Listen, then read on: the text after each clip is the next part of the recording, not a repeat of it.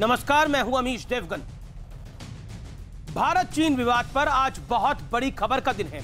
एक तरफ रक्षा मंत्री राजनाथ सिंह तमाम विपक्षी पार्टियों के साथ बैठक कर रहे हैं, तो दूसरी ओर एलएसी पर हलचल बहुत तेज हो गई है। और तीसरी तरफ राहुल गांधी कह रहे हैं कि हमारी सरकार तो डरी हुई है। भारत और चीन का मुद्दा इसलिए बहुत बड़ा है क्योंकि सूत्रों के हवाले से हमारे पास यह एक्सक्लूसिव जानकारी है कि 10 दिनों के भीतर एलएसी पर 100 राउंड की फायरिंग हो चुकी है।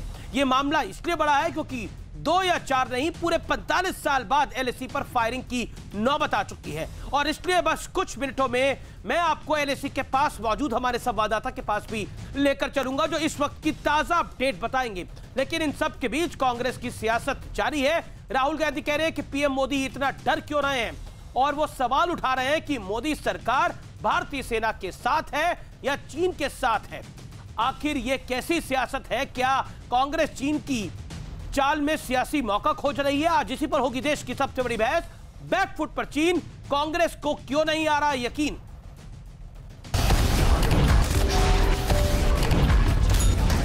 हमारे बहादुर जवानों ने जहां संयम की जरूरत थी वहां संयम रखा, तथा जहां शौर्य की जरूरत थी वहां शौर्य प्रदर्शित किया है। प्रधानमंत्री जी, आप चुप क्यों हैं? आप कहां छुप गए हैं? कुछ लोग तो कहते हैं पीएम डरे हुए हैं। पहली बार चाइना बैकफुट पे है और भारत फ्रंट फुट पे है। अभी जो आपने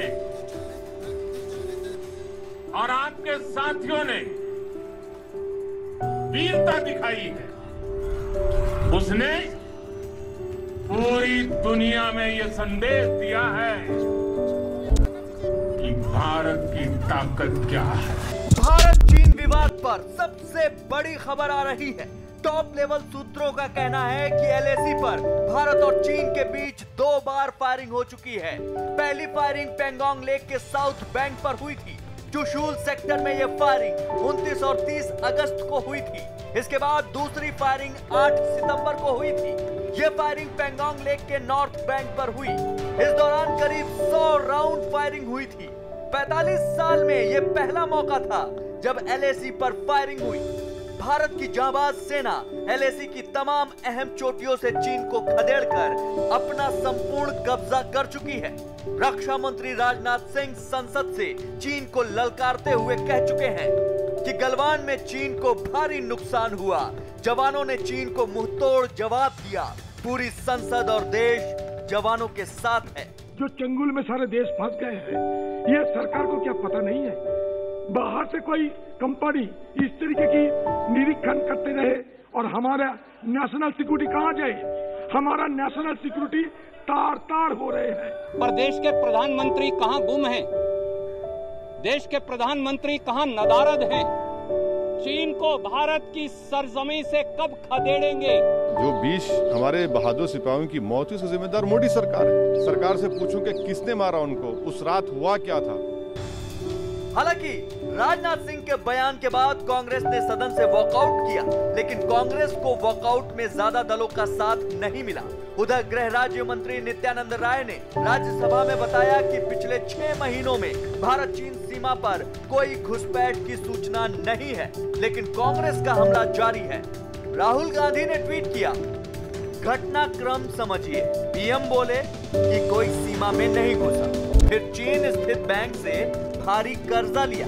फिर रक्षा मंत्री ने कहा कि चीन ने देश में अतिक्रमण किया।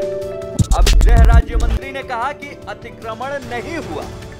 मोदी सरकार भारतीय सेना के साथ है या चीन के साथ? इतना डर किस बात? हालांकि इसी बीच मायावती ने ट्वीट किया, बीएसपी को भरोसा है कि भारत सरकार देश की अपेक्षा के अनुरूप चीन को करारा जवाब देती रहेगी। बीएसपी सरकार और सेना के साथ है। सवाल है कि भारतीय सेना चीन को धूल चटा रही है, ऐसे में कांग्रेस अपनी ही सरकार पर वार क्यों कर रही है? आज इसी मुद्दे पर होगी देश की सबसे बड़ी बहस। बैकफुट पर चीन, कांग्रेस को क्यों नहीं यकीन? लेकिन इस समय की बड़ी खबर एलएसी से आ रही है। मैं सीधा रुख कर सकता हूं अपने संवाददाता का अनुराग ढांडा का। अनुराग ढांडा, इस समय बड़ी अपडेट क्या है? बड़ी अपडेट क्या है अनुराग?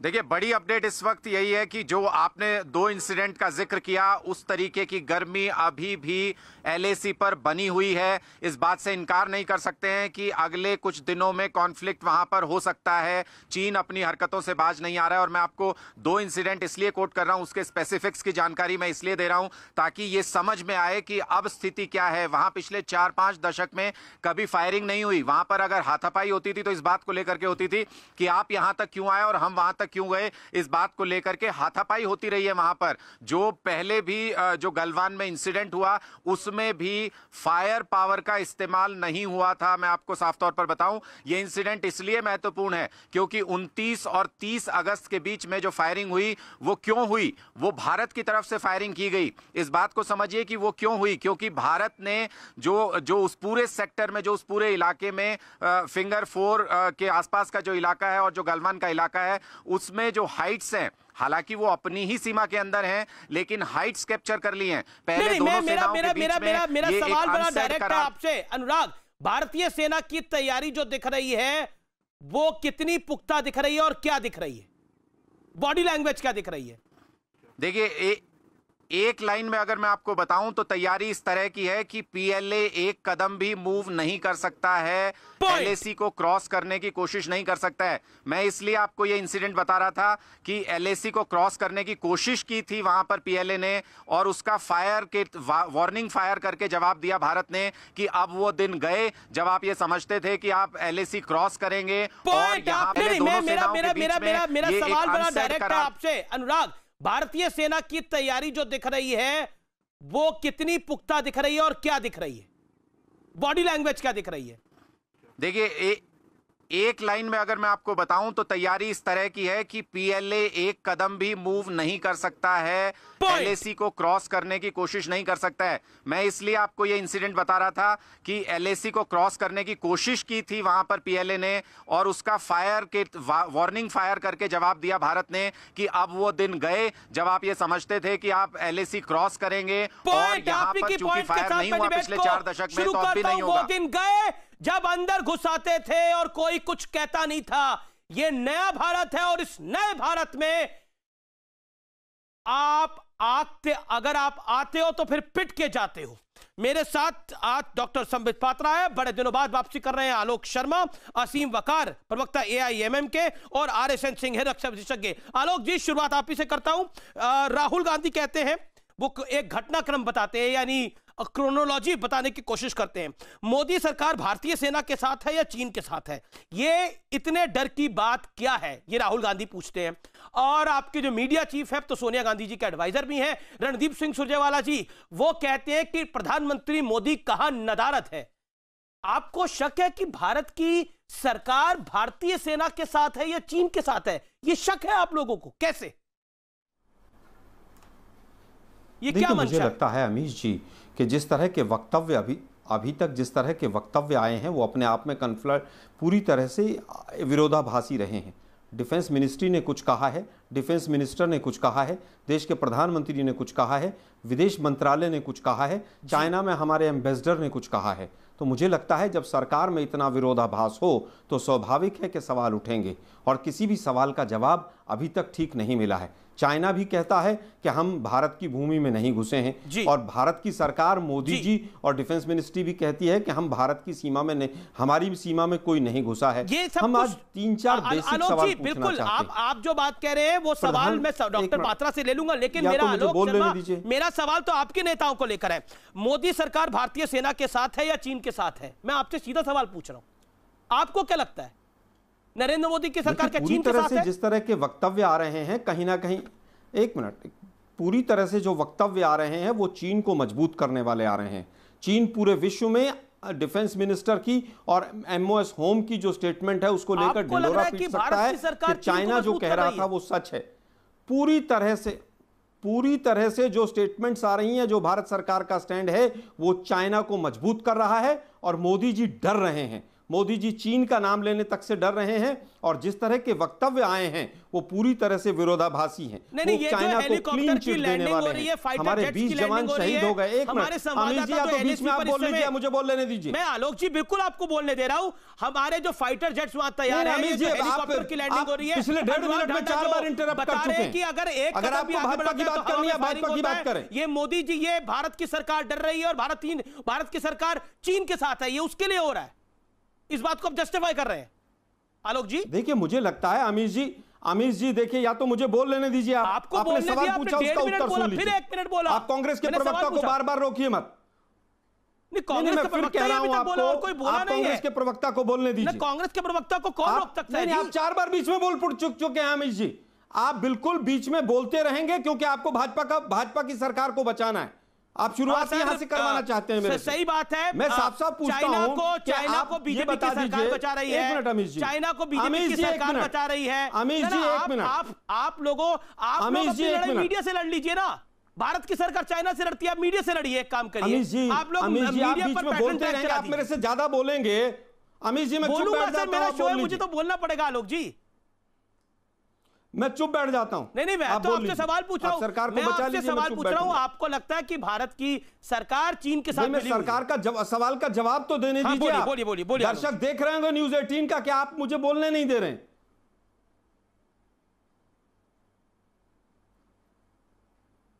बोलिए आलोक जी। भारत की सरकार चीन के साथ मिली और आगे बोलिए। हमारे जो सवाल हैं उनका कोई जवाब नहीं। भारत की सरकार चीन को पूरी तरह से मजबूत कर रही है। भारत की सरकार जो वक्तव्य दे रही है उससे चीन का स्टैंड मजबूत हो रहा है। आप मुझे केवल यह बताइए कि जो हमारी चुशूल में वार्ता चल रही है और बार बार कहा जा रहा है विफल हो रही है, वो वार्ता किस लिए हो रही? पहला सवाल। दूसरा सवाल, आर्मी ने कहा पूरी तरह से अपनी वेबसाइट पर डाला कि कौन कौन से एरिया में चाइना ने कब्जा कर लिया है। चाइना ने पूरी तरह से हमारे वहां पर बंकर्स बना दिए हैं। उसको 1 दिन के अंदर डिफेंस मिनिस्ट्री की वेबसाइट से क्यों हटा दिया गया? पहली चीज। राजनाथ सिंह जी ने कहा कि समस्या है और कितना सफल होंगे हमें नहीं मालूम है। ये क्यों कहा था? एक व्यक्ति झूठ बोलता है देश का प्रधानमंत्री, और उसको बचाने के लिए 100 झूठ और बोले जाते हैं। देश का प्रधानमंत्री झूठ बोल रहा है। आपको लग रहा है ये जो टैंक वहां लगाए जा रहे हैं, जो फाइटर जेट्स वहां पहुंच रहे हैं, जो हेलीकॉप्टर्स वहां पहुंच रहे हैं, जो भारत की तैयारी चल रही है, भारत की सरकार चीन से मिली हुई है और नरेंद्र मोदी डरे हुए हैं। आप अपने पॉइंट पर अडिग है, यही कहा आपने? देखिए मुझे लगता है कि देखिए डिफेंस अपनी हमेशा से हमारे बहादुर सैनिक हैं, हर तरह से ठीक है। आर्मी अपना काम कर रही है लेकिन डिप्लोमेटिकली आप फेल है बिल्कुल पूरी तरह से। आप चाइना का नाम लेने के लिए भी डर रहे हैं। आपको मैं 7 मिनट से इंतजार करा रहा हूं, लेकिन ये सवाल जरूरी थे कुछ और खबर भी आनी जरूरी थी। भारत के प्रधानमंत्री नदारद हैं, रणदीप सिंह सुरजेवाला। भारत के प्रधानमंत्री डरे हुए हैं, राहुल गांधी। मोदी सरकार भारतीय सेना के साथ है या चीन के साथ है? राहुल गांधी। आलोक शर्मा, भारत की सरकार तो चीन के साथ मिली हुई है। अब बताइए, आप क्रोनोलॉजी समझ रहे हैं या मैं समझाऊं आप? और संबित पात्रा। मैं अभी क्रोनोलॉजी समझाऊंगा, मगर जिस प्रकार की भाषा का प्रयोग यहां कुछ लोग कर रहे हैं कि प्रधानमंत्री डरा हुआ है, चीन के लिए हमारी आर्मी और हमारी सरकार काम कर रही है, मैं कसम से कहता हूं मेरे अंदर से तो बहुत सारे शब्द निकल रहे हैं। मैंने नहीं कहा कि चीन के लिए आर्मी काम कर रही है। अमित जी गलत शब्दों का इस्तेमाल नहीं किया जाए। देखिए जरा, आर्मी के लिए मैंने कोई शब्द नहीं बोला कि आर्मी मिली हुई है। केंद्र सरकार के जो वक्तव्य हैं पार्लियामेंट में वो पूरी तरह से चाइना को मजबूत करने वाले हैं। ठीक है आलोक जी, अमित जी आर्मी के पीछे नहीं छुपने दूंगा इनको। आज मैं 7 मिनट तक इंतजार किया। अमित जी आर्मी के पीछे नहीं छुपने दूंगा। करने के बाद मैं बोल ना पाऊं तो मैं तो बोलता हूं इन्हीं को बोलने बैठने दूंगा। आलोक मैं यहाँ आर्मी के पीछे ये छुप रहे हैं, ये भी अभी आपने एक नया आरोप लगा दिया। अब जवाब तो सुन लीजिए ना। अमित जब 9 मिनट हो गए बोलते हुए। नहीं आर्मी के पीछे नहीं छुपने देंगे। मेरा निवेदन स्वीकार करिए। और आपने जिस तरह से मुझे इंटरप्ट किया था मैं भी इंटरप्ट करूंगा। आपको पूरा भरपूर मौका मिला आलोक जी बोलने का। 2-2 मिनट लगातार आप 3 से 4 बारी बोले। आप संबित पात्रा को बोलने दीजिए। संबित पात्रा जवाब। देखिए मैं स्पष्टता कहता हूं कि जिस प्रकार से ये लोग हिंदुस्तान के ऊपर उंगली उठा रहे हैं, प्रधानमंत्री क्या होता है? प्रधानमंत्री मेरा, आपका, यहां बैठे जितने पैनलिस्ट हैं, जितने व्यूअर्स हैं, हम सबके रिप्रेजेंटेटिव हैं। हमने उनको इलेक्ट करके भेजा है। वो देश के प्रधानमंत्री हैं, कोई संबित पात्रा के तो प्रधानमंत्री नहीं है। अगर वो डर गया है, वो छुप गया है, वो चाइना के लिए काम कर रहा है, तो आप कह रहे हैं कि हिंदुस्तान चाइना का एजेंट है और हिंदुस्तान चाइना के लिए काम कर रहा है। ऐसे लोगों को मैं बिल्कुल कसम से कह रहा हूं, मेरे मुंह से बहुत सारे शब्द निकलने के लिए ललायित हो रहे हैं, किंतु हम लोग पढ़े लिखे और सभ्य लोग हैं, इसलिए मैं केवल कहूंगा कि ये सारे लोग महानौटी हैं, महानौटी। और ये मजाक में मत समझिए, मुझे वो संजय राउत वाला शब्द इस्तेमाल करने का मन तो कर रहा है, मगर मैं नौटी कह के ही छोड़ दूंगा। अब क्रोनोलॉजी मैं आपको समझाता हूं। जब आर्टिकल 370 पर डिस्कशन हो रहा था हिंदुस्तान के पटल के ऊपर, पार्लियामेंट के पटल के ऊपर, याद करिए वो नेता कौन था जो सबसे पहले खड़े होकर अमित शाह जी की तरफ उंगली करते हुए कहता है कि आपने पाकिस्तान से परमिशन लिया? ये तो बायलैटरल इशू है। आर्टिकल 370 को आप डिस्कस करेंगे बिना पाकिस्तान, पीओके तो पाकिस्तान का विषय है, बिना पाकिस्तान से परमिशन लिए हिंदुस्तान का गृह मंत्री आर्टिकल 370 कैसे हटा सकता है? एक करके सवाल दीजिए। प्रधानमंत्री नदारत है रणदीप सिंह सुरजेवाला, प्रधानमंत्री चाइना पे बात नहीं करेंगे, मोर नचाएंगे पर चाइना पे बात नहीं करेंगे। देखिए, मैं 9 मिनट तक इनको सुनता रहा, शांति से मुझे सुना जाए, मैं पूरा क्रोनोलॉजी समझाता हूं। और नदारत नदारत नदारत 3 बार कहे, कौन नदारत है? पैसे लेके कौन देश से बाहर गया हुआ है, कौन क्या कर रहा है, कहां क्या कर रहा है, हम आप भी जानते हैं, मैं भी जानता हूं, ये भी जानते हैं, इसलिए ये नदारत नदारत मत बोलिए। अब मुझे बोलने दीजिए कृपया करके। देखिए, मैं पाकिस्तान चाइना को दोनों फ्रंट को लेकर आपको पूरी क्रोनोलॉजी समझा रहा हूं। क्रोनोलॉजी तब से शुरू है। 20 सेकंड। आप याद करिए, जब मणिशंकर अय्यर जाके पाकिस्तान में कहते हैं मोदी की सरकार को गिराना होगा, सलमान खुर्शीद उसी समय पाकिस्तान में कहते हैं चाइना पे बात नहीं करेंगे, पाकिस्तान तो शांति चाहता है मगर इंडिया जो है शांति नहीं चाहती है। उसके बाद 2008 में जाके माँ बेटे 2008 में माँ बेटे जाते हैं चाइना, बीजिंग जाते हैं, बीजिंग में ढेर सारा पैसा अंगूठी में बांध करके, एंटोनियो माइनो अंगूठी में पैसा बांध करके किस प्रकार देश के नियत को, देश के संप्रभुता को गिरवी रख के माँ बेटे आते हैं। आलोक शर्मा जवाब। क्या कारण था कि बीजिंग में जब ओलंपिक, नहीं, एक सेकंड रुक जाइए ना, 9 मिनट आप सुन सकते हैं।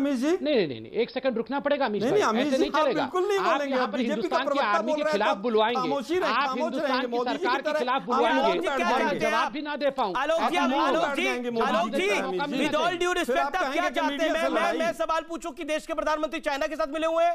ये सवाल पूछूं? आप मैं ये सवाल पूछूं कि देश का प्रधानमंत्री और देश की सेना डरी हुई है? ये सवाल पूछिए। आप बताइए, पैसा लिया था कि नहीं 2008 में? नहीं, आप पूरा सोनिया गांधी जी का गलत नाम उच्चारण मैंने तो सोनिया गांधी पर कुछ बोला नहीं, मैंने तो सोनिया गांधी पर सवाल पूछा। चाइना से आपको मुद्दे को भटकाना है। एंटोनियो माइनो का गलत नाम थोड़ी है, अच्छा नाम है वो तो। मैं लाया हूं, मैं सोनिया जी को बीच में लाया हूं, इसमें क्या बुराई है? संबित पात्रा की बात का जवाब दीजिए ना। सोनिया जी को बीच में सरकार में खुद बैठे हैं, 2008 में मेरा सवाल है, 2008 में झूठ बोलते हैं, देश का प्रधानमंत्री झूठ बोलता है और इधर लेफ्ट राइट घुमाते हैं ये लोग। देश का प्रधानमंत्री झूठ बोल रहा है। आलोक शर्मा, देश का प्रधानमंत्री झूठ बोल रहा है। संबित पात्रा जवाब। प्रधानमंत्री झूठ बोल रहा है, चाइना का साथ दे रहा है। अरे ये गद्दार लोगों को कहां से लाते हो? मैं तो बोल, ये पूरी तरह से देश का प्रधानमंत्री चाइना का साथ दे रहा है। ये गद्दार हैं देश के, ये महागद्दार हैं। हिंदुस्तानी हो, बाकी सारे तो पाकिस्तानी हैं। गद्दारों को आपने यहाँ पोजीशन, आपने गद्दारों को यहाँ प्लेस दिया हुआ है। गद्दार बैठ के डिबेट कर रहे हैं, गद्दार बैठ के डिबेट कर रहे हैं। गद्दारी वो कर रहे हैं जो संसद को झूठ बोल रहे हैं, गद्दारी वो कर रहे हैं जो देश के सामने झूठ बोल रहे हैं, गद्दारी वो कर रहे हैं जो देश को गुमराह कर रहे हैं। बिल्कुल इनके बीच में जवाब था, मैं इनके बीच में 1 सेकंड नहीं कहा था, मैं शांत। नहीं, गद्दार शब्द बोलोगे किसी दिन आमने सामने बोलना, बताऊंगा गद्दार का मतलब क्या होता है। तो क्या कर लोगे? जैसे न्यूज़ 24 में पानी फेंक के मारा था, ग्लास फेंक के मारा था, वैसे मारोगे? वो करोगे? जैसे न्यूज़ 24 में मारा था, कहोगे तो सब कुछ होगा। और एक आर्मी के ऑफिसर को, शब्द को वापस लो, मुद्दे पर आओ। चाइना का चाइना से देश के ऊपर कब्जा करवा लिया, 24 में आर्मी के ऑफिसर को मारा था, पिटाई की थी ना, वो करोगे ना? पूछते ही गद्दार है। आप कर क्या सकते हैं? इंडियन को ही मार सकते हैं, चाइना का पैसा खा के हमें ही मारेंगे आप। नहीं, सवाल पूछते ही गद्दार है। बिल्कुल गद्दार नंबर 1 है आर्मी। अरे गद्दार हो, नौटी गद्दार हो, पूरा देश गद्दार है। बोलता हूँ नौटी गद्दार हो आप लोग। नहीं, नौटी गद्दार, राहुल गांधी भी है। गद्दार है। अब सुनिए, अब अरे बिल्कुल माँ बेटे गद्दार है, देश से झूठ बोल रहे हैं। गद्दार वो हैं जिनका डबल स्पीच है। गद्दार है, गद्दार वो हैं जो पार्लियामेंट में झूठ बोल रहे हैं। चाइना से माँ बेटे फुर्र से उड़ गए देश के बाहर और वहां जाके ट्वीट कर रहे हैं। सुनो, अब शांति से बैठ के सुनिए। देखिए, बाकी 2 मेहमान भी इंतजार कर रहे हैं। एक सेकंड, आलोक जी, मेरा मेरी गुजारिश अगर कोई सुन ले, डिफेंस मिनिस्ट्री अपना रेजोल्यूशन लेकर आए तो क्या आलोक जी आपने अपनी बात को रखे? संबित पात्रा, रिस्पॉन्ड। प्रधानमंत्री झूठ बोल रहा है या आलोक शर्मा के कोट अनकोट शब्द हैं? Quickly respond. मैं कंप्लीट कर लूं। नहीं, क्विक क्यों? देश के प्रधानमंत्री के लिए इस प्रकार के अपशब्द कहे जाएंगे कि वो झूठ बोल रहा है, और ये विश्व में ये जो डिबेट हो रहा है इसका महत्व नहीं, आप तो सबको गद्दार बताओ। आप देखिए ग्लोबल सोनिया गांधी को गद्दार बताओ। चलो मैं शांत बैठता हूं अमीश भाई। आलोक जी, अमीश भाई, मैं ये टक्कर का फॉर्मेट ठीक नहीं है। मैंने 9 मिनट इनको सुना, उस समय तो मैं टक्कर नहीं कर रहा था। नहीं, बिल्कुल संबित नहीं, आपने कुछ सवाल आपने कुछ सवाल पूछे आलोक जी, अब संबित जी से जवाब सुन लीजिए। संबित बोलिए। मैंने कंप्लीट ही नहीं किया है। इन्होंने प्रधानमंत्री के लिए कहा कि प्रधानमंत्री चुप बैठा हुआ है, डरा हुआ है, और प्रधानमंत्री झूठ बोल रहा है। मैं उसी का जवाब दे रहा हूं ना। मैं कंप्लीट कर लूं, फिर आप उनके पास चला जाइएगा। मैं शांति से बैठूंगा, सुनूंगा। देखिए, मैं ये कहना चाहता हूं कि जहां तक प्रधानमंत्री के लिए कहा गया, ये जब कहा जाता है प्रधानमंत्री डरा हुआ है, प्रधानमंत्री की नदारत कहां है? किसके लिए कहा जाता है? प्रधानमंत्री सरेंडर कर गया, मतलब देश ने सरेंडर कर दिया, मतलब आर्मी नदारत है, मतलब आर्मी काम नहीं कर। मैं एक सवाल पूछ रहा हूं, आप पूछिए जरा। आलोक शर्मा ने कहा आर्मी पीछे हट गई है और हमारी जमीन चली गई है। मैं आलोक जी को कहता हूं आप गद्दार हैं, क्योंकि आपने अभी इंडिया की आर्मी के ऊपर आक्षेप लगाया कि हमारी जमीन चली गई है। आप इनसे पूछिए कि हमारी जमीन क्या आर्मी ने सरेंडर कर दिया है? आप इनसे ये सवाल पूछिए, क्या इंडियन आर्मी पीछे हट गई है? आप इस गद्दार से पूछिए जरा कि क्या इंडियन आर्मी पीछे हट गई है, जमीन सरेंडर कर दिया है, जो इन्होंने प्रधानमंत्री के लिए कहा। आलोक जी 25 सेकंड में आपका जवाब, समय तब आप शांत बैठिएगा। मेरा निवेदन है, इंडियन आर्मी के लिए मैंने एक शब्द नहीं बोला है। बोलिए आलोक। मैंने नहीं कहा इंडियन आर्मी पीछे चली गई है। कौन करता है? अब मैं कह रहा हूं कि चाइनीज आर्मी जमीन सरेंडर कौन करता है? चाइनीज आर्मी ने फिगर 4 से 8 तक कब्जा जमा लिया है, और देश के प्रधानमंत्री झूठ बोल रहे हैं। फिगर 4? ये फिगर 4 क्या है? देश के गृह मंत्री झूठ बोल रहे हैं, और एक व्यक्ति झूठ बोल रहा है, इसलिए सबको झूठ बोलना पड़ रहा है। नहीं तो देश का गृह मंत्री झूठ बोल रहा है, देश का प्रधानमंत्री झूठ बोल रहा है, केवल शी जिनपिंग इनके जो रिश्तेदार है वही सही बोल रहे हैं। इनके चच्चा चान शी जिनपिंग ही सही बोल रहे हैं। रिश्तेदार आप ही के हैं। साबरमती के किनारे काम हुआ था। एलएसी पे हमारा रिपोर्टर है, एलएसी पे हमारा रिपोर्टर है, और हमारा एक रिपोर्टर नहीं है, हमारे कई सारे रिपोर्टर अक्रॉस द एलएसी खड़े हैं। चाहे वो नॉर्थ ईस्ट का बॉर्डर हो, चाहे वो उत्तराखंड वाला बॉर्डर हो, कई बॉर्डर्स पे खड़े हैं। रियलिटी हमें पता है, लेकिन एक मर्यादा है। रिपोर्टिंग की एक मर्यादा होती है कि स्ट्रैटेजिक इंफॉर्मेशन हम एक मंच से आगे शेयर नहीं कर सकते। अनुराग ढांडा के पास ऐसी 10 जानकारी है जो स्ट्रैटेजिक इंफॉर्मेशन होती है। हम पोजीशन तक हमें पता है।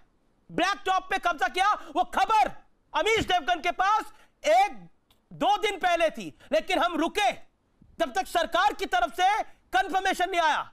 ब्लैक टॉप पे कब्जा हुआ। आलोक जी, आप कह रहे हैं कि सेना वहां पर मार खा रही है, आपको ऐसा लग रहा है?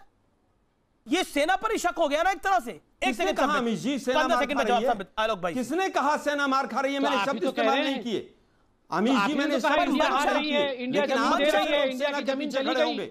मैंने कहा 20 जवान शहीद हुए हमारे, क्या सच नहीं है? आप ही ने कहा अभी शहीद हुए।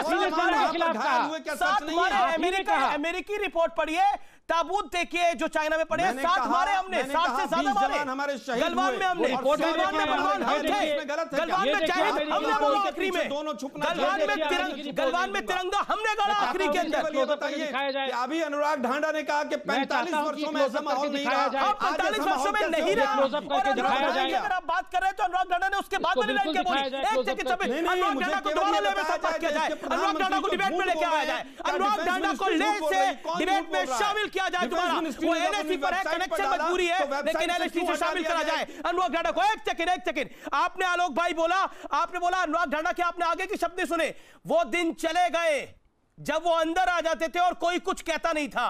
वो दिन किसकी बात थी, आप ही बता दीजिए। अरे भाई बिल्कुल वही दिन है। आज तो झूठ का बोलबाला है, पार्लियामेंट तक में झूठ बोली जा रही है। जाने माने रक्षा विशेषज्ञ जवान शहीद हो गए, I want to get RSN Singh then Asim Bakar. Okay असीम बकार साहब, आई come to you. Asim Bakar साहब, I am coming to you. झूठों का भारत आ गया है। क्या बोला आपने? अरे आलोक जी लास्ट वर्ड क्या बोला? चाइनीज, इनको चाइना मैंने कहा झूठों का भारत आ गया है। झूठों का भारत में झूठे लोग बैठ गए हैं। ओके आरएसएन झूठों का भारत आ गया। प्रधानमंत्री डरे हुए हैं। मोदी सरकार भारतीय सेना के साथ नहीं है, चीन के साथ है। ये ऑफिशियल राहुल गांधी का ट्वीट है, आप भी चाहे तो पढ़ सकते हैं, आप भी चाहे तो पढ़ सकते हैं। प्रधानमंत्री नदारत है झूठों का राज है। आरएसएन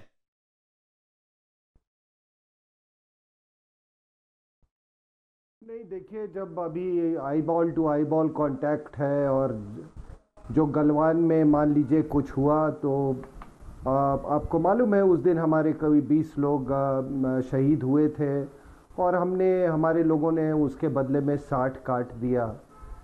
तो हम तो जब eyeball to eyeball contact होता है तो किसी के हुक्म का इंतज़ार नहीं होता है, क्योंकि वो जब कांटेक्ट हो गया तो हो गया। उसमें लेकिन जो ओवरऑल जो पॉलिसी जो होती है वो ऊपर से ही आती है, लेकिन eyeball to eyeball contact में कोई देश का माई का लाल, चाहे वो कोई भी हो, वो ये नहीं कह सकता कि आरएसएन सिंह तुम युद्ध नहीं करोगे। तो मुझे तो सुनने में आया यही कि 60 लोग मार, और मेरे रेजिमेंट के वो लोग थे, इसलिए थोड़ी मेरे को जानकारी ज़्यादा है, ठीक है, क्योंकि वो हमारे रेजिमेंट के हैं और हमने भी कुछ लोगों से बात की होगी। अभी आपने देखा कि ये ब्लैक टॉप में क्या हुआ और इसका सब कुछ सबको मालूम है, तो वो बिना ऊपर के कोई आदेश, ऊपर के प्लानिंग के तो हुआ नहीं होगा। तीसरी बात, कोई प्राइम मिनिस्टर ये कहे कि एक मिनट यार, एक मिनट बोलिए। कोई प्राइम मिनिस्टर ये कहे कि वो मरते मरते मारे, तो क्या उन्होंने गलत बोला? और अगर 100-200 गोलियां आप ही लोग की रिपोर्ट है चली हैं अभी कुछ दिन पहले, तो क्या गलत बोला? डिफेंस मिनिस्टर ने कहा कि लोकल कमांडर्स को पूरी छूट है, तो क्या गलत बोला? अब मुझे वो डॉक्यूमेंट दिखाइए। आज जो कहा गया कि मिनिस्ट्री ऑफ डिफेंस का ये डॉक्यूमेंट है कि हमने जमीन चाइना को दे दी है, आज दिखाइए, नहीं तो मैं इस शो से उठ के जा रहा हूं। आप दिखाइए। आप इतनी बड़ी चीज नहीं बोल सकते हैं देश के सामने। और मैं बता देता हूं, आपके यहां जो कुछ पॉलिटिकल पार्टीज के रिप्रेजेंटेटिव आते हैं ना, उनका स्तर जो है, मैं आपका भविष्यवाणी करता हूं, वो म्युनिसिपल लेवल के आगे जा ही नहीं सकते हैं। ऐसे लोग ये पॉलिटिक्स में है। और इस तरह मुझे वो डॉक्यूमेंट दिखाइए आज। डॉक्यूमेंट और या नहीं तो मैं डिबेट छोड़ के जा रहा हूं। अमित जी, मैं उत्तर देता हूं। आप डॉक्यूमेंट दिखाइए, मुझे उनसे जवाब नहीं चाहिए। आप एंकर है, मुझे आपसे जवाब चाहिए। उत्तर तो लीजिए, आप इतना बौखला क्यों रहे? ये डॉक्यूमेंट मैं उत्तर दे रहा हूं ना सर, मैं उत्तर देता हूं सर। अरे सर, मैं उत्तर देता हूं ना, आप क्यों चिंता कर रहे हैं? बौखला रहा हूं क्योंकि तुम आप देश की सेना, आपने देश की आप आर्मी की बात रखेंगे तो अच्छी बात है, आप डिफेंस की देश की बात रखेंगे तो अच्छी बात है। आप बीजेपी के मियां मुट्ठू बनेंगे तो सवाल सुनने पड़ेंगे। मैं उत्तर दे रहा हूं आपका। कमिश्नर वार्ड भी नहीं बन सकते हो। मैं उत्तर दे रहा हूं अमित जी। ओके, बोलिए आलोक, आप बोलिए। अमित जी, आरएसएन बैठे, भारतीय राजदूत ने कहा, एक मिनट सर, मैं उत्तर दे दूं, यहां पर बहुत चिल्ला लिए लोग। 1 मिनट। 26 जून को भारतीय राजदूत ने चाइना में कहा कि एलएसी से चाइना को हटना पड़ेगा। क्या वो देशद्रोही है, गद्दार है वो? आरएसएन उत्तर दे रहा हूं ना, शांति से। आरएसएन को स्क्रीन पे लिए क्या? ये आरएसएन भागेंगे, ये बीजेपी के पिट्ठू हैं ये। देखिए आलोक शर्मा एक रिटायर्ड आर्मी ऑफिसर को गाली किसी ने नहीं दी है, बोलेंगे वो भी सम्मानजनक ये आरएसएस। अरे भाई, रिटायर्ड और आदमी अगर आर्मी की बात रखेगा तभी ना सुनेंगे भाई। बीजेपी का पिट्ठू बन के यहाँ बैठेगा तो कैसे सुनेंगे? मेरी रेजिमेंट के लोग थे, मेरी रेजिमेंट के लोगों ने मारा है, मेरी रेजिमेंट पिटी नहीं है, मेरी रेजिमेंट पीट के आई है। तो इसमें वो तो आर्मी की बात ही रख रहे हैं, वो तो eyeball to eyeball contact की बात कर रहे थे आलोक जी। आरएसएन आप डिबेट ना छोड़ के जाइए, मेरा निवेदन है, आप भी अपनी बात को रखिए सभ्यता के दायरे में। आरएसएन, एक second. RSN, Alok, Sambit Patra, hold on. RSN को स्क्रीन पे काटिए। पीसीआर आरएसएन को स्क्रीन पे काटिए। आरएसएन सिंह, आपने ईयरपीस को निकाल दिया है। मेरा निवेदन है, विरोध के अंदर आप ईयरपीस को लगाइए और डिबेट में वापस आइए। आरएसएन, आप डिबेट में वापस आइए। डिबेट को छोड़ के जाना सही नहीं है। आप अपनी बात को रखिए, आपको अपनी बात रखने से कोई नहीं रोक रहा। आइए आरएसएन, आप वापस लगाएंगे, लाइव टेलीविजन पे लगाएंगे। मैं बिल्कुल इसको रोक नहीं रहा, इस ब्रॉडकास्ट को। मेरे को बहुत से लोग ट्वीट करके कह रहे हैं कि इस ब्रॉडकास्ट को रोक देना चाहिए, ये देश के खिलाफ ना चला जाए कहीं, क्योंकि चाइनीज मीडिया में एक प्रोपेगेंडा चल रहा है और लगातार चाइनीज मीडिया और एक्सपर्ट्स इस बात को रिपोर्ट कर रहे हैं कि इंडिया जो है वो इंटरनेशनल प्रेशर को यूज करके चाइना को दबा रहा है।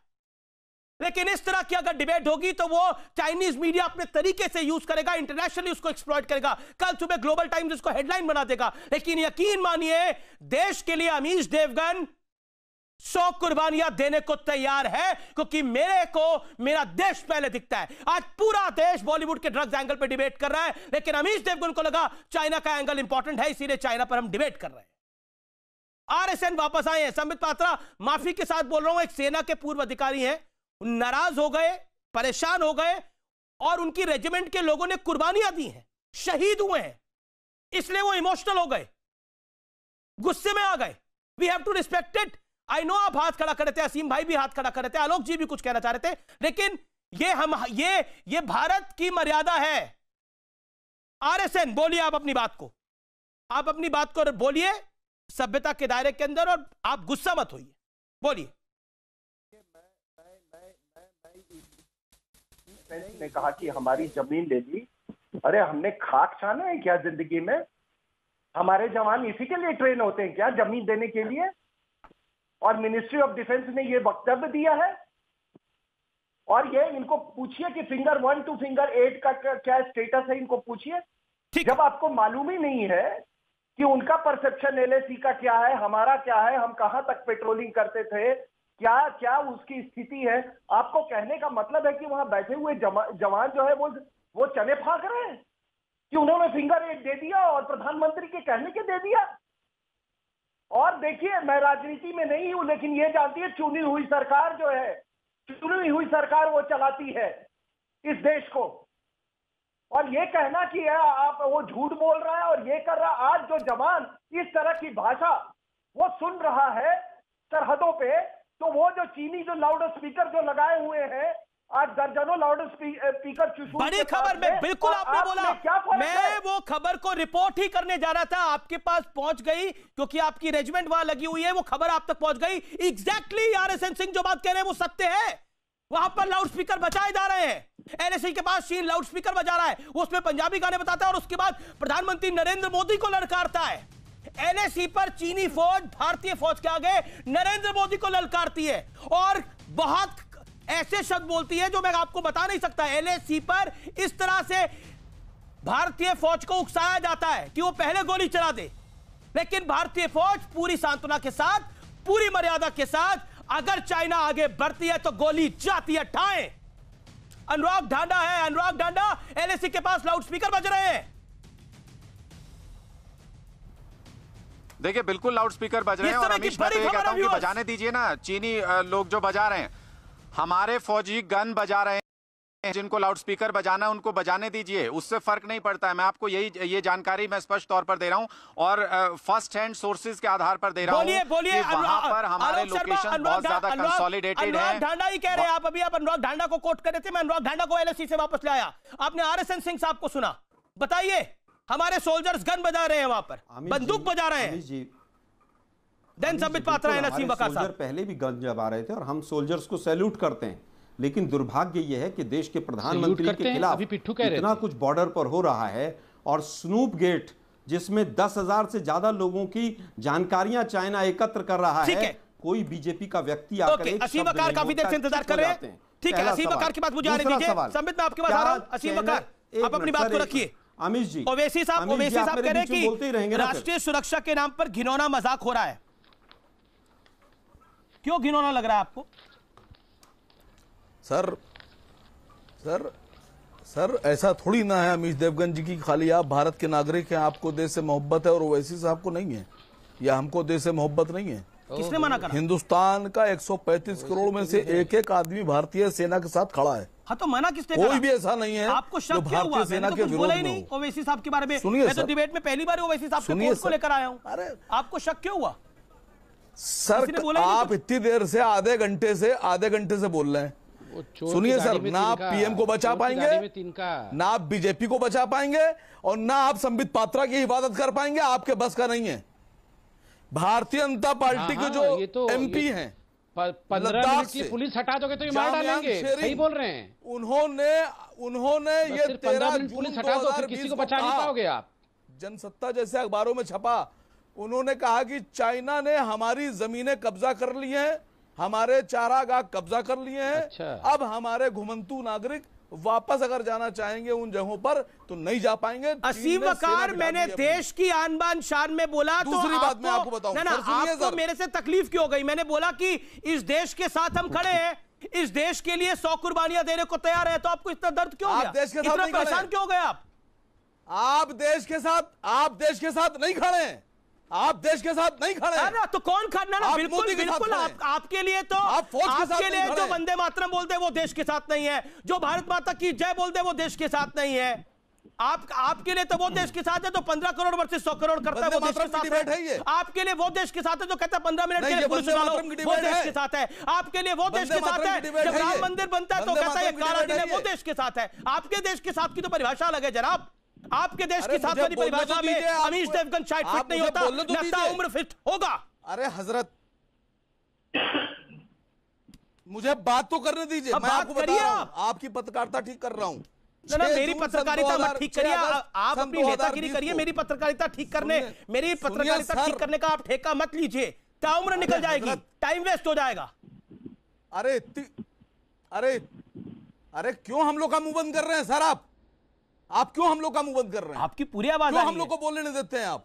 क्या डर है आपको हम लोगों से? मैं कह रहा हूं भारत सरकार के जो रक्षा मंत्रालय है, इसने 6 अगस्त की रिपोर्ट है सर कि भारत सरकार का जो रक्षा मंत्रालय है इसने अपनी ऑफिशियल वेबसाइट पर एक दस्तावेज डाला और उसमें उन्होंने माना कि मई के महीने में चाइना ने हमारे कई इलाकों में कब्जा कर लिया और 2 दिन के बाद रक्षा मंत्रालय ने वो दस्तावेज अपनी वेबसाइट से हटा लिया।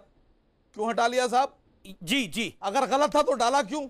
इसी बात का जवाब आरएसएन ने दिया था। सही था तो हटाया क्यों? Sambit Patra waiting from last 10 minute. मैंने बहुत देर से सुना है। सर सुनिए सर, मेरे को थोड़ा सा मेरे को सर एक लाइन बोल दूं, ठीक है एक लाइन बोलने दीजिए, मैं आपका समय दूंगा। संबित एक लाइन और बोल दूं, उसके बाद सुनिए।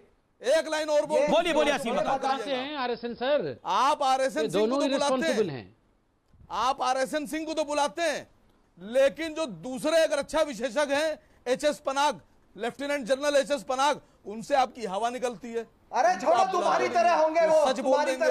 एक सेकेंड, आप ये भी निर्धारित करेंगे कि हम गेस्ट किसको बुलाएंगे, आप ये भी निर्धारित करेंगे कि एंकर क्या बोलेगा।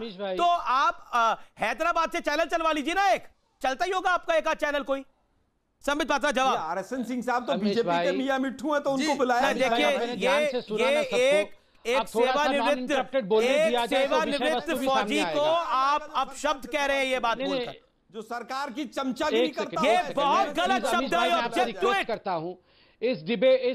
इस डिबेट का एक महत्व है, बहुत ऑब्जर्व डिबेट है, प्लीज बोलने दिया जाए। सुनो, देखिए पहले तो मैं एक बहुत मैं आपत्ति करता हूं। एक सेकंड, संबित आरएसएन बोल रहे हैं।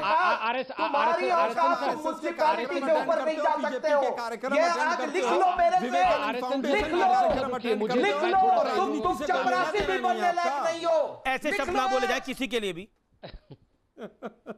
हाँ बिल्कुल नहीं लेना देना है। और आप बीजेपी ना मैं के किसी पार्टी हेडक्वार्टर में जाता हूँ, ना किसी नेता से मिलता हूँ, हमें कोई मतलब तुम्हारे जैसे चवन्नी नेता, तुम्हारे जैसे चवन्नी नेता से तो बात ही नहीं करता। तुम तो म्युनिसिपैलिटी के या किसके लिए तुम कर रहे हो? पिट्ठू कैसे चिल्ला रहा है? पैसा नहीं मिल रहा है क्या? तुमने समाजवादी पार्टी में नहीं कमाया? किस तरह से हम कर रहे हैं? मतलब एक 65 साल के ना हम निर्धारित कर ले। एक सेकंड, सबको ऑडियो डाउन करिए। आरएसएन नहीं बन सकता, बकवास कर रहा है।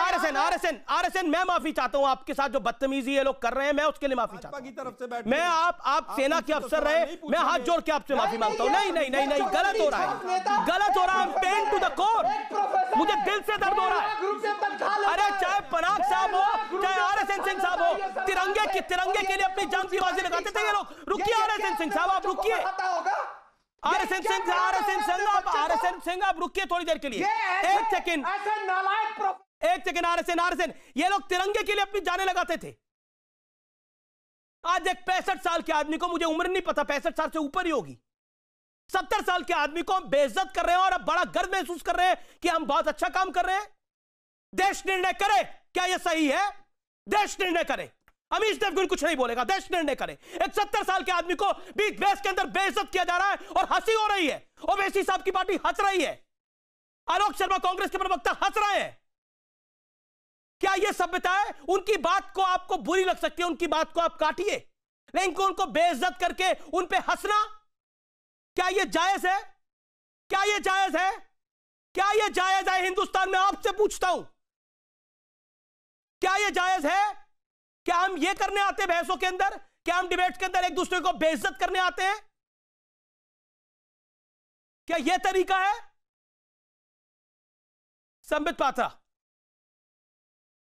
अमीश भाई थोड़ा नॉन इंटरप्टेड मुझे 20 सेकंड बोलने दिया जाए, क्योंकि मैं भी गले तक भरा। आरएसएन शांत, आरएसएन सर, मैं let me take up the cause of India sir. आप अपनी सेहत बिल्कुल खराब ना करें, वो भी ऐसे लोगों के लिए आप अपनी सेहत खराब ना करें। You are a valuable commodity to the country, आप देश के लिए बहुमूल्य हैं, आप बिल्कुल अपनी तबीयत खराब ना करें। हम बैठे ना, आपके बेटे बैठे हुए। देखिए अमीश भाई, मुझे दुख किस बात का है, आप डिबेट करिए, सब कुछ करिए, यहां पर एक वेटरन को बुला करके वेटरन को बोला जाता है कि तू बीजेपी का पिट्ठू है। आरएसएन सिंह जी क्या कह रहे थे? आरएसएन सिंह हिंदुस्तान के हक में बात कर रहे थे कि हिंदुस्तान की आर्मी कभी सरेंडर नहीं कर सकती है। मेरी रेजिमेंट लड़ रही है, मेरे रेजिमेंट के लोग मुझे बता रहे हैं कि चाइनीज अपने भोंपू में किस प्रकार से मोदी जी के खिलाफ और हिंदुस्तान के खिलाफ बोल रहे हैं, मगर हमारे सैनिक कैसे कैसे जवाब दे रहे हैं। उसके बदले में आप एक वेटरन को पिट्ठू बोलोगे और यहां मजाक बनाया जाएगा। और देखिए केवल आरएसएन सिंह के साथ नहीं है, आप याद करिए यही कांग्रेस पार्टी है, सोनिया गांधी और राहुल गांधी के कहने पर आर्मी के चीफ को सड़क का गुंडा कहा गया था। राहुल गांधी हंस रहे थे कि ये तो खून की दलाली है, ये इंडिया की आर्मी खून की दलाली करती है। इसने कोई सर्जिकल स्ट्राइक थोड़ी किया है। जब डीजीएमओ ने प्रेस कॉन्फ्रेंस किया तो राहुल गांधी ने कहा ये डीजीएमओ बीजेपी के एजेंट है, असीम वकार कुछ कहना चाह रहे हैं बीजेपी के। और आज ठीक ना एक सेकंड रुकिए। मैं यहां आज हिंदुस्तान के व्यूअर्स को आपत्ति जताता हूं कि मुझे शर्म है कि मैं देश के ऐसे गद्दारों के साथ बैठ के डिबेट कर रहा हूं जो खाते आपका और हमारा है मगर गाते चाइना और पाकिस्तान का है। मैं हाथ जोड़ के माफी मांगता हूं कि ऐसे लोगों के साथ गद्दारों के साथ हमें डिबेट करना पड़ रहा है। मैं अपने जो शब्द से पीछे नहीं हट रहा हूं। आर्मी चीफ के खिलाफ, रक्षा मंत्री के खिलाफ, अरे भाई हमारे 20 जवान शहीद हो गए, 100 घायल हो गए, अफसर के खिलाफ बोलेंगे। आलोक जी, असीम वकार को आने दीजिए, अमीश जी जैसे नहीं बोले। आलोक जी, एक सवाल का उत्तर नहीं देंगे एक घंटे में। आज ये उपयुक्त है, ये नोटिस शब्द इन दोनों के लिए बिल्कुल उपयुक्त है, बिल्कुल उपयुक्त है।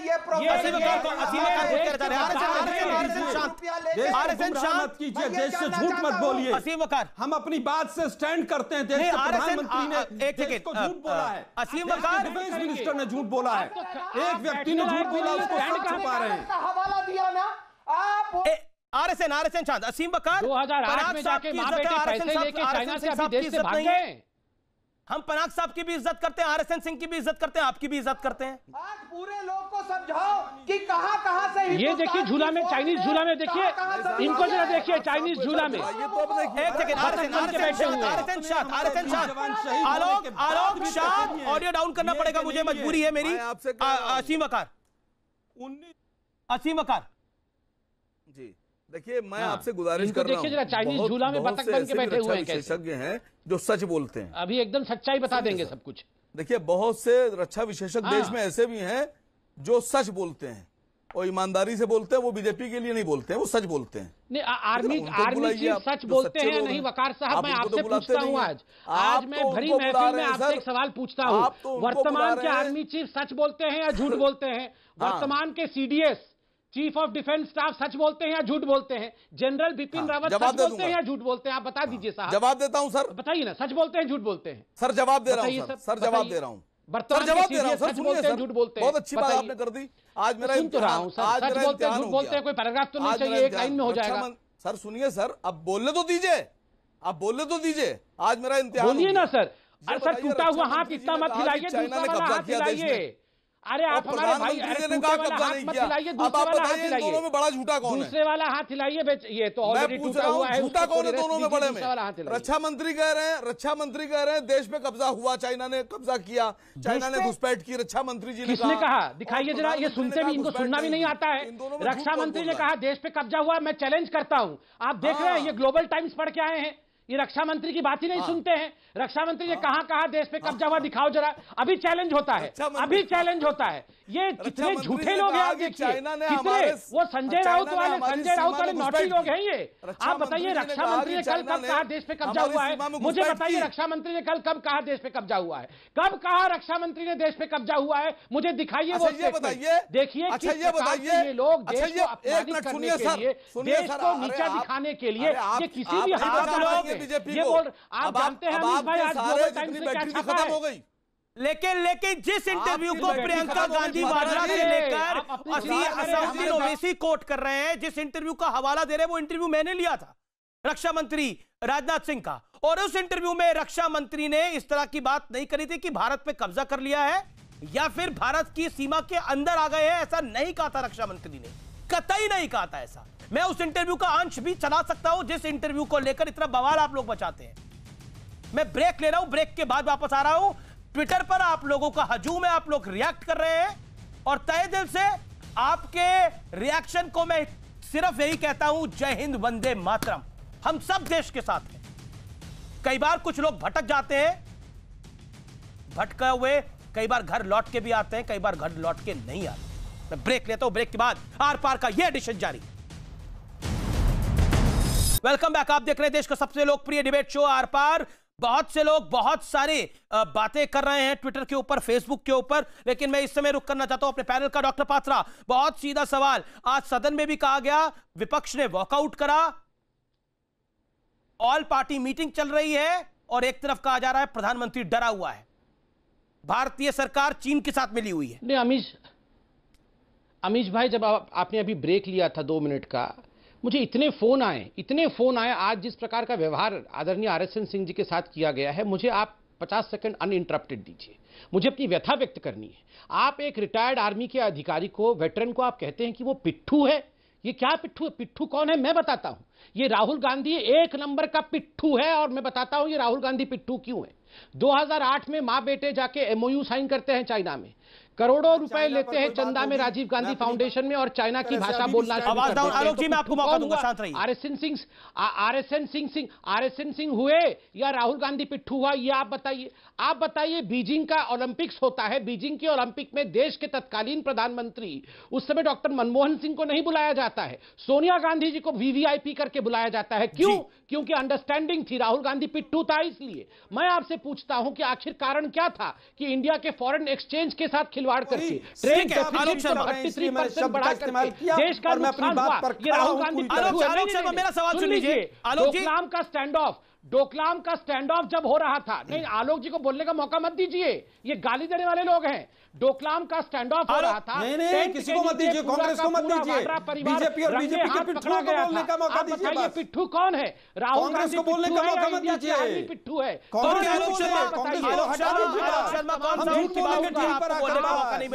यही काम होगा, हमारा साथ दीजिए, हमारे पिट्ठुओं का साथ दीजिए। राहुल पिट्ठू है, कांग्रेस को मत बोलने दीजिए, आलोक को मत बोलने दीजिए। राहुल पिट्ठू है, राहुल पिट्ठू है, बीजेपी, राहुल केवल बीजेपी हैशटैग बना के बीजेपी करिए राहुल पिट्ठू है। अच्छा मैं एक सेकंड समित आपने अपनी बात को रख लिया, समित आपने अपनी बात को रख लिया, आपको आपका 1 मिनट मिल गया। अब आलोक जी की बारी है, उनको उनके 50 सेकंड मिलेंगे। आलोक शर्मा, मेरा सवाल बहुत सीधा है। ज्योतिरादित्य सिंधिया के साथ आज मैंने संवाद किया, कह रहा है इतिहास में पहली बार भारत चाइना के साथ मजबूत स्थिति में है। ज्योतिरादित्य सिंधिया भी, आप बोल दीजिए अब गलत बोल रहे हैं। वो कह रहे हैं कि कांग्रेस को तो हर चीज से दिक्कत है। मुझे लगता है ज्योतिरादित्य सिंधिया ने आज आईना दिखाया कांग्रेस को। आज 9:30 बजे CNBC आवाज पे मेरा इंटरव्यू जरूर देखिएगा। अमीश जी मैं उत्तर देता हूं जी। अमीश जी, आपके CNN न्यूज चैनल ने चलाया, गृह मंत्री और रक्षा मंत्री ने कहा माना, क्या आपने केवल TRP के लिए चलाया था क्या? ये क्या आप देश से माफी मांगेगा CN नेटवर्क? मैं उस पर नहीं जाना चाहता हूं। आप केवल मुझे बता दीजिए, 26 जून को भारतीय राजदूत ने कहा कि चाइना को LAC से हटना पड़ेगा, क्या वो देशद्रोही थे? आप मुझे बताइए, ज्योतिरादित्य सिंधिया पर आपके क्या 25 जून को फॉरेन मिनिस्ट्री ने कहा कि घुसपैठ हुई है। मई के महीने में फॉरेन मिनिस्ट्री ने राइटिंग में माना कि घुसपैठ हुई है। 17 जून को फॉरेन मिनिस्ट्री ने राइटिंग में माना कि गलवान घाटी में कब्जा चाइना ने किया है। ये फॉरेन मिनिस्ट्री की स्टेटमेंट है। क्या ये सब गद्दार हैं? क्या ये सब देशद्रोही हैं? ठीक है। और अगर ऐसा नहीं था तो मुझे केवल ये बताइए, 7 जून को रक्षा मंत्रालय ने अपने वेबसाइट से वो पेज क्यों हटा दिया? और मुझे ये भी बताइए कि एलएसी के ऊपर हमारा कोई विवाद नहीं था, लेकिन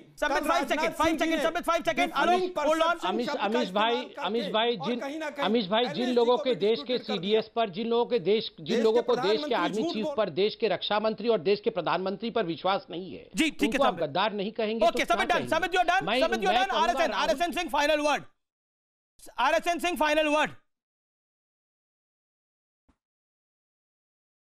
नहीं देखिए, और मैं आपको बता रहा हूं, आपको अपार प्रेम और समर्थन मिल रहा है ट्विटर पर, फेसबुक पर कि नहीं, ना मुझे किसी का प्रेम का जरूरत है, ना मुझे किसी का समर्थन का जरूरत है, और ना मैंने कोई बहुत बड़ा फेवर किया है इस देश को कि मैं आर्मी में नौकरी। एक मिनट, मैंने कोई फेवर नहीं किया आर्मी को नौकरी करके। इस देश ने मुझे बहुत कुछ दिया है, समझे? मुझे दिया है, मेरे बच्चों को दिया, और इसलिए मुझे राजनीति से मैं जानता हूं कि मेरा काम क्या है, मुझे मालूम है, तो इसलिए ना। शुक्रिया सर, और सैल्यूट है हर फौजी को, चाहे वो RSN सिंह हो, चाहे वो पनाग साहब हो, चाहे वो कोई फौजी हो, सबको नमन है, सबको सैल्यूट है। लेकिन कई बार देश के लिए एक आवाज में बोलना पड़ता है, और जब ऑल पार्टी मीटिंग चल रही हो, जिस घंटे, उस घंटे कहा जा रहा हो देश की सरकार चाइना के साथ मिल रही है, निष्कर्ष में मैं कुछ नहीं बोलना चाहता, निष्कर्ष में जनता जनार्दन पे छोड़ता हूं। नमस्कार।